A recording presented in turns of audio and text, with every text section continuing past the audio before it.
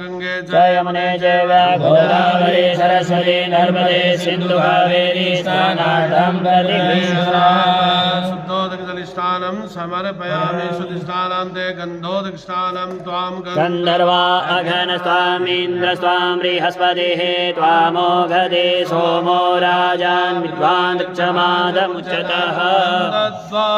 दुरागर्षान् नित्यपुष्टां गरीसरे ईश्वरी सर्वभूतानां दामयोपवये श्रिया।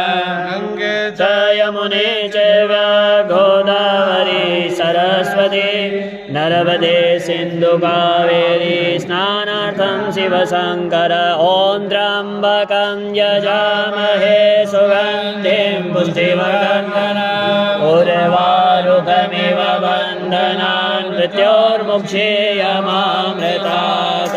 अघुं सुनाते अघुं सोः प्रचतां मरुघा परुः गन्धस्ते सोममवतु मदा सो अच्युतः। पुनः शुद्धोदकजलस्नानं समर्पयामि। कर्पूरगौरं करुणावतारं संसारसारं भुजगेन्द्रहारं सदा वसन्तं हृदयारवन्दे